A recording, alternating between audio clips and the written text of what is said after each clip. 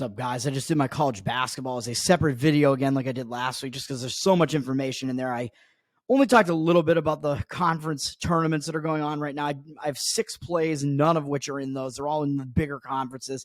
I like a lot of the spots today in the final Saturday of college basketball, so you can go check out that video there. And I talked about the 3 huge games that are on the slate as well, which I do not have plays on any of those, but go check that out. Hopefully there's a bunch of information in there. This will be a much more relaxed video where I talk about 2 other plays that I have today in the NBA and in the NHL, which we always have a big NHL Saturday card here. In the NBA, we have a decent sized card too, but there's only going to be one play that I'm on in the NBA. I'll get right to it. That is going to be, we're fading the public here, as I tend to do. I'm going to fade the Dallas Mavericks. I don't like the spot the Dallas Mavericks are in at all. They're down from 8.5 to 7.5. I think you could still get 8s out there on the Detroit Pistons. My favorite team to play last year. The Detroit Pistons, they treated me really well last year. It looks like the majority is at 7.5. Now, 7.5 and 8, there's not that much of a difference, although I'd rather have 8 or 8.5. And I did jump on the 8, but 7.5, I think it's still probably worth a play as long as it's above that key number, because 7 is the 3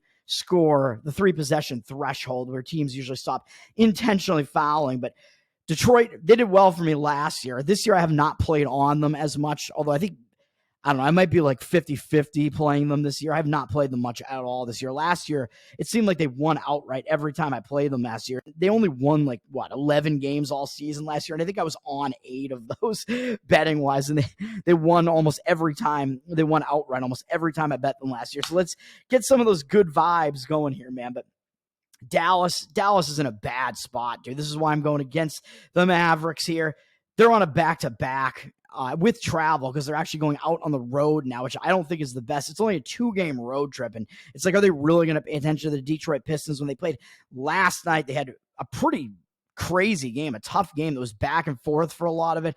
Against the Miami Heat, Miami had a hot start. Miami was ahead early, beating them for almost the entire first half. Into the second half, then Dallas took the lead for a nice stretch in the middle of the second half. Miami was able to take the lead back, and then Dallas was able to get out of there, come out on top, big win at home. That was a big game, big win against a pretty good Miami team.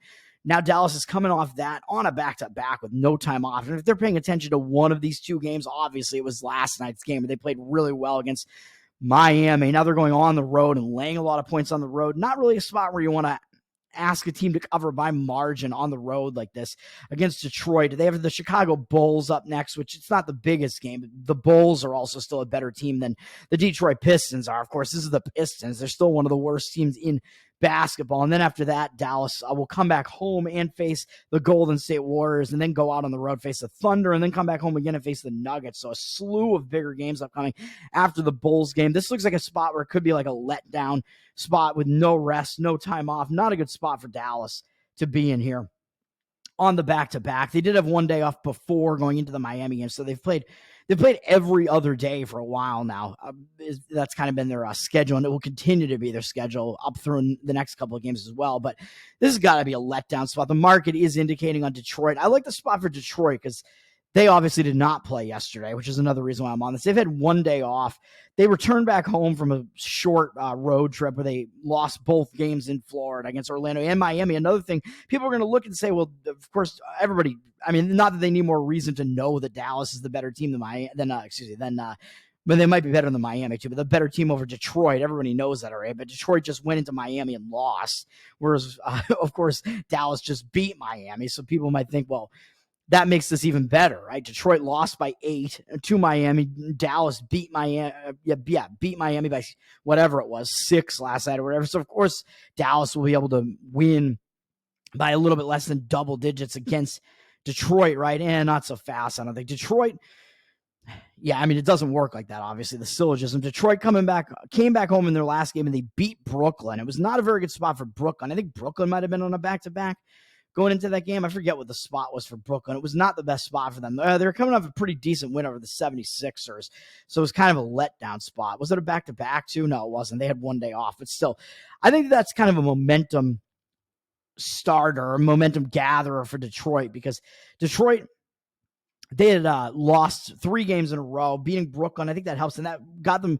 That's going to help get you a little bit of confidence, man. You beat a team, even if it's a team that's not that good, but you're not a good team. You've been losing a lot of games. That gives you confidence when you beat a team like that. And coming off of a win, Detroit has actually been okay. They've won. They had 2 wins in a row back on the road against Sacramento and Portland. So after they beat Sacramento, they played pretty well again at Portland. Which that might have been, was that a game where I was on? I don't even remember if I was on Portland in that one or not. I don't know. But then off of that one, they actually played well again on the road, only losing by 6 to the LA Clippers in their house on the road. So maybe some teams are also overlooking Detroit. But when Detroit gets a little bit of momentum going, it looks like they actually kind of play a little bit better. And then their last win was against Chicago on the road, and they came back and they played okay against Cleveland. Well, Cleveland kind of blew them out, I guess. Yeah, so maybe that's not a good example. Yeah, Cleveland actually kind of took it to them, so that wasn't as good a game coming out of a win on that one, but they still wound up only losing that game by 10, although Cleveland maybe like packed it in and was just looking ahead to whatever the next game was. But still, bad spot for Dallas on the back-to-back. I don't think they're going to have full focus on the Detroit Pistons here. Pistons coming off a win with 1 day off, and they have one of the better teams in basketball. They got Luka, one of the star players, coming into their house, so I like it. The cash discrepancy looks like it's actually now flipped to the Mavericks, having 89% over 88% of tickets. I don't know if I buy that. They're just pretty obviously a road public team here. I kind of expect the cash discrepancy to be back on the Pistons side, and the number is moved in the direction of the Pistons. So that's the play I'll be on in the NBA, the Detroit Pistons. I don't think there's as much aside from that. I would lean against the Denver Nuggets. I mean, the Nuggets just beat the Celtics again, so that's a big win for the Nuggets. They're staying at home. They might kind of just be basking in that win a little bit. That was a big win, a close game, a tough win over the team that is being hailed as the best team in the NBA, but Celtics are 0-2 against Denver, which I really don't like that. I thought the Celtics would win and cover in both of those games, and they did not in either of those games, even though they were close to doing so in both. Not good for my Celtics. The Nuggets, they're a public team, but they're laying 12.5 against the Utah Jazz. I would lean to the Jazz there, but it's not quite a game where I want to get involved in. Jazz coming off a pretty ugly game, losing at home to the Chicago Bulls. Maybe they were looking ahead to this one, and now they get to go out on the road and kind of put that aside. The Jazz, of course, they play in elevation themselves, really, in Utah. So going to Denver isn't really like a weird like elevation spot or weird swing there. So that would be the other game I would lean to at least, and lean to, haha. And you see, we're not talking about Native Americans here, the Utes. The Nuggets have 88% of tickets, 84% of the cash. So I do lean to the Jazz in that one, but I like the spot for the Pistons a little bit more than that. And now that I say that, the Pistons will not cover and the Jazz will, and I will be a very sad man. Hopefully that winds up not being the case in that one. But yeah, so I do like that quite a bit.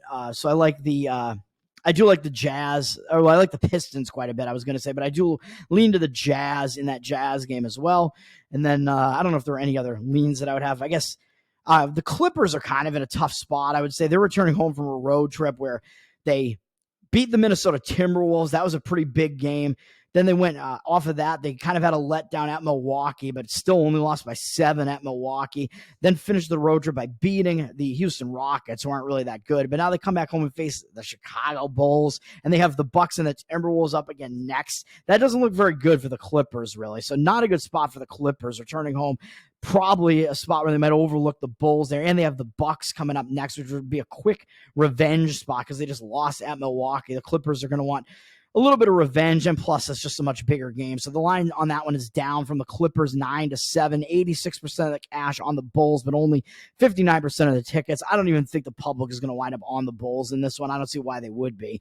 Obviously, the Clippers are the better team, so the public is probably only going to want to play the Clippers here, but it's a return home spot, so it's not a good spot for the Clippers. The one thing I don't like about this is that Chicago, I mean, they're on a 3-game win streak, which normally I wouldn't say is that bad, but this is now going to be their 4th straight road game. So, yeah, they're looking for a road trip sweep, but it is tough to win this many games on the road, man. And they won at Sacramento as underdogs, went into Utah. I think they must have been underdogs in every one of these games. Won it at Utah in elevation, came out of that and won again at the Golden State Warriors. That's a big win, too, and now they have to go face the Clippers. So it's not really a spot where I want to be on Chicago. It is a spot where I want to go against the Clippers, but Chicago isn't a spot where you would kind of look to go against them too if they were not playing playing a really good team that is also in a bad spot. So that's why I don't want to actually jump in on the Chicago train there on that side, but I do lean to the Chicago side there. I think the spot is worse for the Clippers, but the Bulls, that's not an easy spot for the Bulls either. So, and then my Celtics are playing the Suns, and that doesn't look very good either. This is just kind of a big game. I don't know what else to say about that one. Celtics coming off a big game against Denver. They've lost a couple of games in a row, tough games on the road. Phoenix is in the better travel side. And we did just see Phoenix go into Denver and beat Denver, though. So I don't know if people are going to do that syllogistic type thing and think, well, if Phoenix beat Denver on the road and Denver beat the Celtics in Denver, then of course we're getting points here. That's easy. We'll take Phoenix getting points against the Celtics.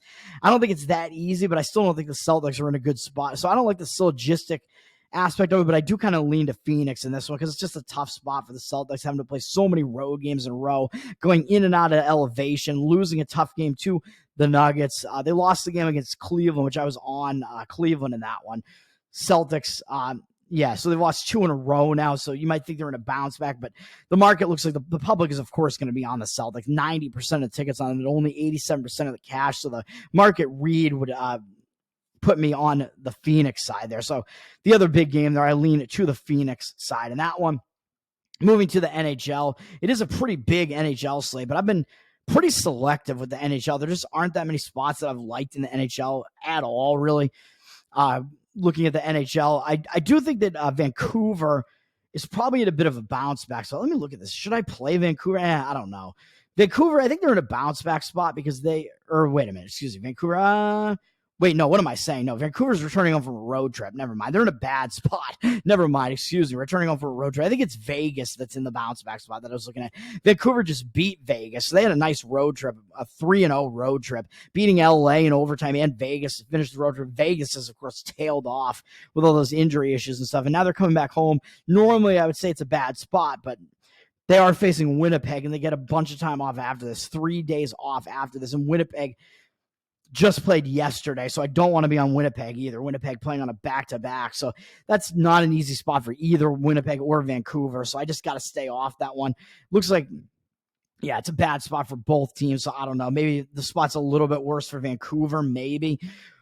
With Winnipeg, not a huge win, but it was a little bit of a quick revenge win over Seattle yesterday. So neither team's in that great of a spot there. Vegas is in the spot that I think might be a bounce back spot. They've lost a bunch of games in a row, 4 games in a row, and a couple of them to not good teams. Ugly, too, at Buffalo and at the Blue Jackets. They came back home and lost to the Vancouver Canucks. So the Canucks are a good team, but now they're in the second game back home. When you have that second game back home from a long road trip, you usually tend to be have a bad distracted spot in the return home, which is what happened, even though it was against a good Vancouver team. When you tend to have that happen and you do play that bad game, you tend to have a nice bounce back in your second game home because you finally put all those home distractions aside and you can finally focus. Vegas did also lose at Detroit not that long ago, so I do like the Vegas side in that one as a bounce back against Detroit, but Detroit has also lost a bunch of games in a row, ugly, losing. Yeah, all of these games have lost ugly to the Islanders, Panthers, Avalanche, and Coyotes. No shame in losing to the Panthers and the Avs, but getting blown out in almost all of these games. And by a combined score of, what do we have here? 20-5 in those 4 losses. Detroit has been outscored. That's just ridiculous. So Detroit is probably, I would expect them to kind of put up a focused effort too against Vegas. Vegas also kind of laying quite a price at home, so I don't particularly love that one either. My Boston Bruins, I think, are probably also not in a good spot. They just beat Toronto for the second straight time in 3 games. Big win, man. That is still kind of a rivalry. Some of those original 6 teams there in Toronto playing pretty good hockey before that stretch there where they lost to the Bruins twice. Big wins for the Bruins there. They're coming off a stretch of 3 pretty good games there, winning at Toronto, then 3 big games, really, I should say, losing, unfortunately, in overtime to Edmonton in a shockingly low-scoring game. If you have a low-scoring game against Edmonton, that's probably not the type of game that Edmonton wants to be involved in, but Edmonton still won that game in overtime. Yet another overtime loss for the Bruins, up to 15 of those, which is just insane, just crazy. And then Bruins losing so many overtime games. And then Bruins winning against Toronto again after that by the same score as the other Toronto game, 4-1. Now they're coming off that, and they're hosting a Pittsburgh team that isn't that great, that hasn't been doing a whole lot. Pittsburgh coming off an ugly 6-0 loss to the Washington Capitals. Bruins don't have anything that big up next, but still, I think this is probably a spot where I would say the play would be to go against the Bruins, but I don't like that the line is in kind of no man's land there, and they are public with 97% of the tickets. It looks like 100% of the cash. I don't think I buy that, but they're up from minus 186 to 189. They are going to be the public team. That's really what you can glean from that. And the public doesn't really get involved in hockey games that much here. If you wanted to play it, you'd be grabbing the Pittsburgh money line at plus 165. The price on the puck line, I think, is definitely too high. Having to lay like minus 160 on that. So there might be other ways to play this and get creative if you want to play the Pittsburgh side, or just straight up just play the money line, because I think there is, the way the Bruins play, they play so many close games, there is a decent shot that they're not going to win that game. So it might be a decent shot to play on the Pittsburgh side. I don't know. Am I talking myself into it? Maybe not quite. The game that I like a little bit better, though, is to lay the price with Tampa Bay because of what Philadelphia is coming off of. Philadelphia is in a tough spot, man. This is going to be the second of 2 road games. They're doing this road trip to Florida. It's never really easy to get the Florida sweep here. And they went in and they beat Florida. That's a huge win. Florida, I think, was on a big win streak again. Yeah, they were on not a giant win streak because there was one other loss mixed in there to Carolina. But Florida, they've been really hot. They're ahead of the Bruins, unfortunately. I don't love that fact, but the Floridas, they've just been playing really, really good hockey, just winning almost every game. The Flyers kind of stopped them in their tracks. That's a huge win for the Flyers, winning at Florida. Now they have to go to Tampa Bay, who's a more lackluster team, even though they are a team with a winning record. I mean, Tampa Bay, not as good. They're really not as good defensively, although they've been playing a little bit better since they've gotten I believe they have, what's the name of their goalie? Vasilevsky, since they've had him back. I believe they've been playing a bit better hockey. He missed like the first chunk of the season. He's been back for a while now, though. But Philadelphia, they're in a letdown spot, man. Coming off that game against Florida, that's a giant win. They don't have anything up next, but playing a second straight road game, I think it's going to be tough coming off a game like that, whereas Tampa Bay, they just lost on the road bad to the Flyers not long ago, 6-2. So it's going to be a little bit of quick revenge for Tampa. And Tampa's coming off a pretty ugly home loss to the Flames, 6-3. And Tampa's just kind of sitting around at home.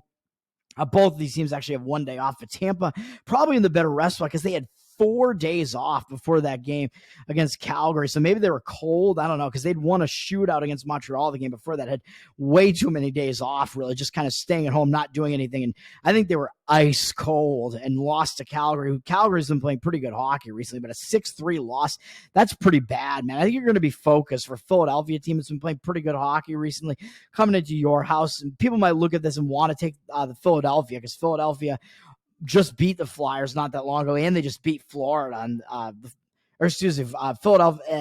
Philadelphia just beat Tampa Bay not long ago, and just beat Florida. So people might be looking at this and think, I'm getting a bargain here, because Tampa Bay is actually the home favorite, and think that it's a bargain taking Philadelphia. I don't really think that it is, although Tampa looks like they're public. I don't know about that. You can never really glean much for these percentages in hockey, really, I don't think, unless it's like a really clear, like pros versus Joes scenario. It's kind of tough to read because the public doesn't come in and play hockey as much. Hockey is not as popular a sport to bet on, so you can find like kind of better angles to play in hockey. But Tampa Bay, 82% of the tickets, so I don't like that maybe they're a little bit public, but 87% of the cash, so it does look like they have the cash discrepancy, and the line has moved up from minus 137 to minus 140. I think you can lay the minus 140 on the Tampa Bay side to win this game. I like Tampa Bay to get it done. I think Florida, Tampa Bay, Philadelphia. Philadelphia is in a letdown spot coming off that win over Florida, and it's a little bit of quick revenge for Tampa. So I like those aspects of it. And Tampa in a bounce back off an ugly performance. And I think they're probably the more rested team. Second straight road game for Philly, where Tampa has just kind of been staying at home and haven't played many games in a long span here, having a lot of days off prior to their previous game that they lost badly. So Tampa Bay will be the side there in that one. And you can get like still minus 140 or something on that one. I don't know what else I was going to say about the market there, but what else was I even going to say about that? Well, yeah, I think it just looks too easy. I think the public might come in and say, well, Philadelphia has a slightly better record. They're the team that beat Florida. They beat this Tampa Bay team not long ago, and they're getting an underdog price. If the public is going to be looking at this game, I think they're going to be thinking that there's value playing Philadelphia because they're going to like that money line underdog price there and be like, oh, I can lay 100 to win like 115 or whatever on Philadelphia. That looks pretty enticing. I don't think so. I think not so fast. I would say if it looks too enticing, maybe it is. So we'll be on the Tampa Bay side in that one. So those plays again are the Detroit Pistons in NBA +8, although I think you can only get 7.5 now, and Tampa Bay Lightning in the NHL -140. Go look at my college basketball video, man. It's a packed college basketball card yet again, and I think I'm being fairly selective, but I got 6 plays, and they're all on home teams in their final home game of the season, so a little bit of added motivation there. A lot of them are home underdogs. A couple of them are favorites who are unranked favorites against ranked road underdogs there. So, of course, that situation keeps cropping up in college basketball. And I thought there was one other spot as my voice starts cracking, going through puberty over here. Of course, I thought there was one other game where that was also the case, where the home team, home unranked team was actually the favorite against the you can go watch our college basketball video to see all that, but I thought there was one other one besides Texas Tech and whatever the other one was, Mississippi State. I think the other one must have been Villanova, but they are the underdog right now. So Villanova, it's close to a pick'em line in that one, so it is possible they wind up being a favorite, but I think that is probably the other one. Anyway, yeah, go watch my college basketball video. Got a bunch of plays in there, and I'll just repeat them because I have time. Why not? Kansas State +4, Villanova +1.5, Mississippi State -4.5, Vandy +9.5, Texas Tech -1.5, and Providence +10 are those plays. So go check out my college basketball video, man. Let's have a good Saturday. 8 plays. Fun college basketball Saturday. The last regular season college basketball Saturday combined with a lot of conference tournaments going on in the smaller conferences. Some of these games are going to be fun to watch, man. Peace.